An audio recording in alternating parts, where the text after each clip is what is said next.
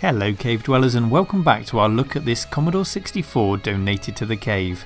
In part 1 we learned a little about the differences between older C64s and this newer revision.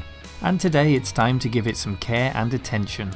New parts have arrived, the soldering iron is hot, and Jan is back to share his expertise with us. So let's get to work and restore this C64.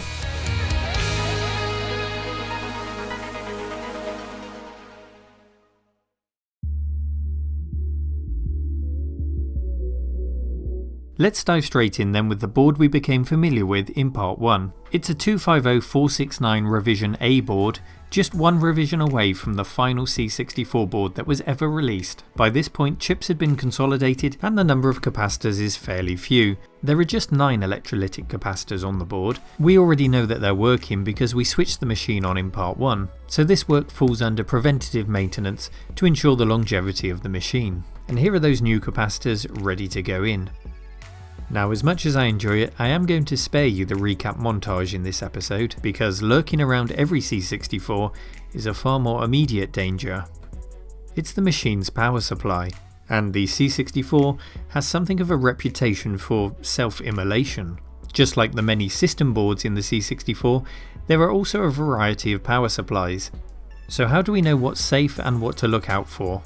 Well, of course, to guide us through this minefield, we have our resident expert for the series on the C64, it's Jan Bieter. So while I'm recapping this board, let's go and learn about the dangers of the C64's power supply.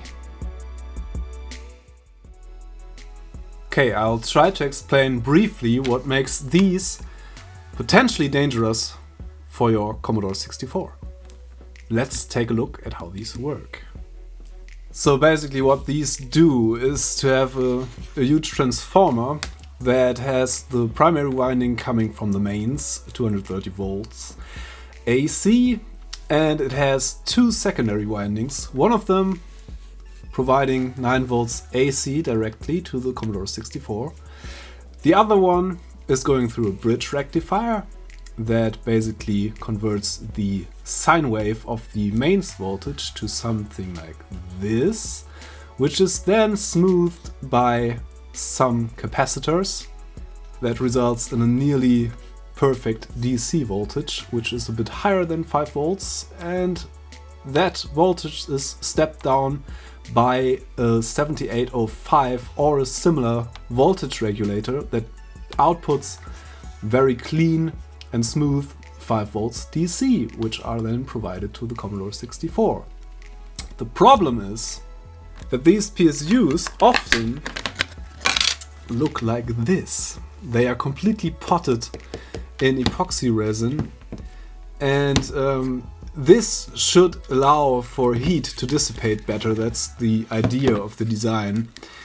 But what it really does, it dissipates the heat to the plastic case, which is not dissipating any heat to the outside basically. So the heat is rather trapped in there, and the voltage regulators get pretty hot, the transformer gets hot, resulting in failure of the voltage regulators. And especially for the older models, the voltage regulators fail in 2 ways. The first way being the less dangerous way, they just go completely open and don't provide any voltage whatsoever to the output.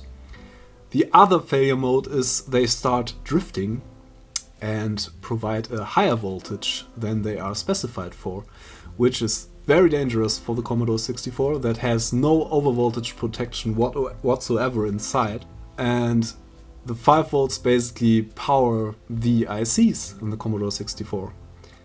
Often connecting a failed power supply to a machine results in the RAM chips blowing up at first, and the other main ICs are also powered by the 5 volts, so they gradually fail too. One thing you can do to prevent these kind of failures is to get something like this, which is a 64 saver made by BWAC.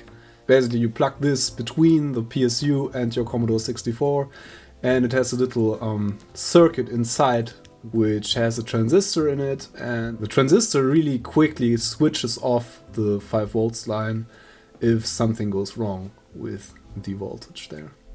I recently learned that these have a proper version of the 7805 inside that is rated for 2 ampere, which is plenty, and it also has a bit of thermal protection and short circuit protection. Doesn't have overvoltage protection, but it's at least this is the best design of the original Commodore 64 PSUs, except it's not serviceable at all, but it should last for a while. I'd recommend getting one of those savers to be sure, but probably you're fine using this. So yeah, thanks for having me again. Hope this was helpful. Back to the Retro Man Cave. Bye!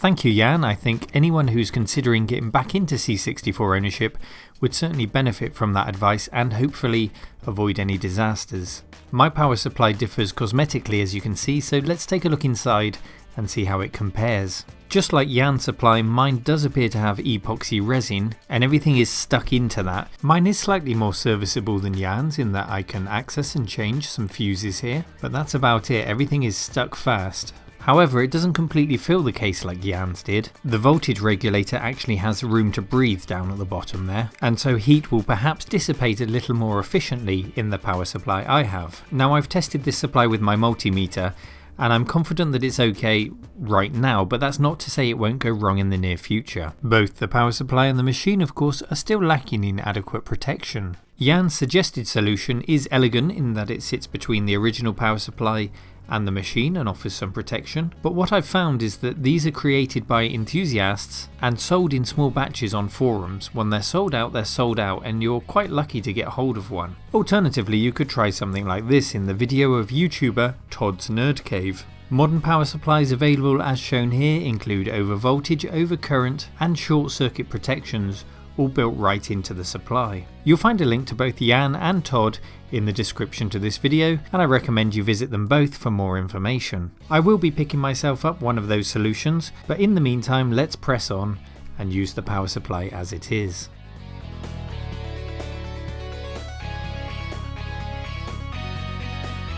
So while all that excitement was going on, I did manage to recap the board without any drama. As with many of these machines I work on, all that's required is patience and sometimes a little fresh solder to get the heat flowing through the old solder on the board and remove the components. Speaking of heat, not only did it cause problems for the Commodore 64's power supplies, on earlier revision boards many of the chips did run a lot hotter than the board I have. So let's talk about heat sinks. If you have an older board, then I would absolutely recommend that you fit heat sinks onto your chips. With my board, the C64E board, it really isn't strictly necessary, but as we all know, hot chips sink ships, or something like that. For the sake of a few pounds, there's no harm in fitting some heat sinks even to my newer board. And the procedure really couldn't be simpler. I'm using self-adhesive strips here that you push down onto the chips, peel away the protective strip, and the heatsink just adheres on top nicely. I've chosen to apply them to the SID chip, the VIC-2 graphics chip, and the CPU. A slightly longer heatsink hasn't arrived in time for this video, which I'll pop on top of the PLA chip, so as soon as that arrives, that will go on also. And do you know what? Relevant or not to this board, whether you agree with this or you don't, I actually quite like the way it looks. Those sleek black finned heatsinks on top of my chips. Maybe when I'm finished I'll attach some Go Faster stripes and a big spoiler as well. That's our board sorted. Let's move on to the case and fix up the aesthetics of the machine.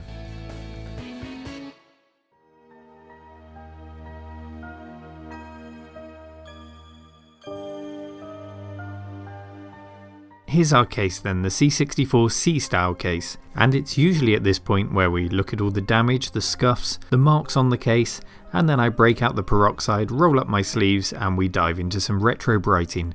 But not today, because I've been shopping with the Pixel Wizard. No, this isn't a sponsored product placement. I went out and bought this from Pixel Wizard, and I'll put the links in the description. It's a brand new C64 case. It's made from the original moulds to the exact dimensions of the case we're replacing here, and while it's available in a choice of colours, I chose the original off-white colour. And when you put the old and the new side by side, well, you can see that the years have perhaps been less kind on the old case than at first glance. The only thing it's missing is an LED power light, which is quickly and easily swapped out from the old case, and then our board drops straight into the case.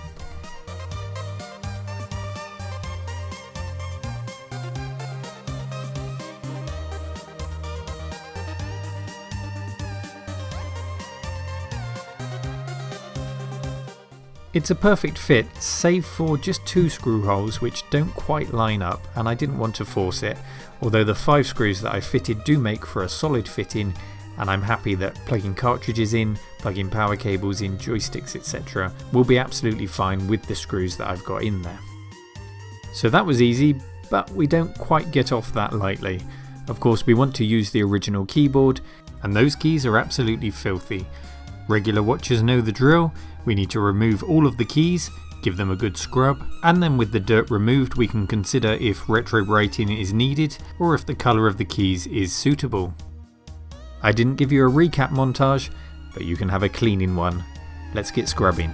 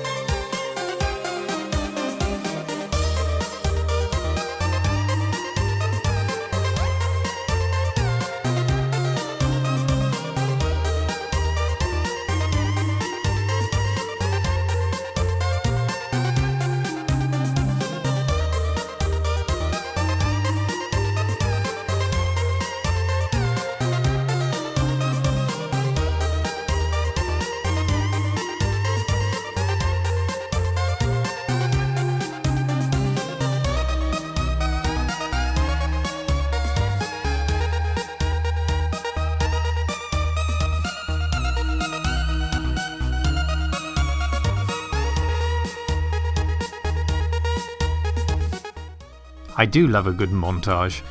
Now those keys have all cleaned up very nicely, and on their own they actually look, well, a fairly good shade of off-white, as you think they should be. 1 or 2 keys, such as the control key here, do show some slight signs of yellowing. It may be that some retrobrighting is needed, but what I'd like to do now is just take stock of where we are, put everything back together and decide what we need to do next.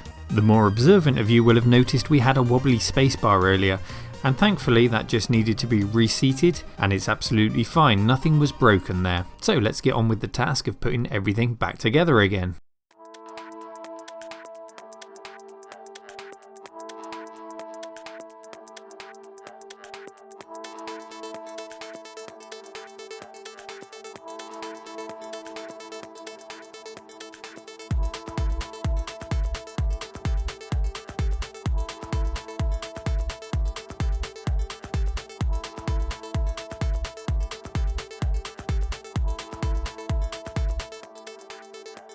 The task of cleaning the keys is really not a difficult one, it's just a question of time and patience, but do keep an eye on the springs as you're putting them back in. They do tend to corrode sometimes, and they're cheaply and easily replaceable. There's really no reason to put corroded springs back in your C64. But the big question is, how does it look when we put it in the case? The answer? Well, not bad now that the keys have been cleaned up, but you can certainly see some of that yellowing on 1 or 2 of the keys. The only way to fix that is to replace the keys or to retrobright them, which as always comes down to personal preference. Some people are for retrobrighting, others very much against. One way or another I'm going to need to fix this or it will bug the hell out of me. More pressing for me now though is the new case. It turns out that you need mounting brackets to install your keyboard. Because there were so many different C64 keyboards, they can't include a standard bracket. Muggins here missed the memo that you needed to buy brackets, so I have to go on the website and order some now. Two things then for our snagging list: the retro braiding of the keys or replacement, and the bracket for the keyboard.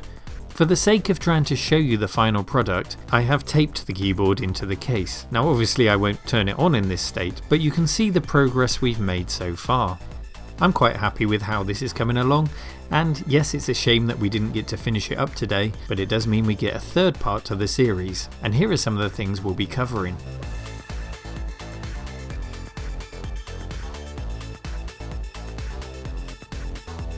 We will of course be making full use of our new working C64, and we'll do it through cassette tapes of course, but also this, the monster disk drive, the 1541, which has to be seen to be believed. It's about the size of the system itself. Discs, tapes and cartridges will all be covered, as well as some of the many games that you've been recommending to me in the comments section.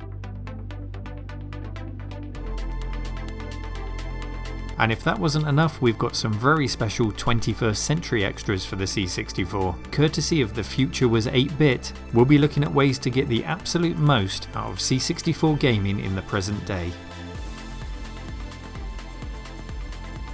I'm looking forward to finishing up our C64. I hope you'll join me in the next episode, and as always, if you enjoyed this, please like the video, subscribe to the channel, and if you really enjoyed it, why not join the list of patrons who are going to scroll up the screen now, who are responsible for making this channel possible. Thanks for watching, Cave Dwellers. Take care.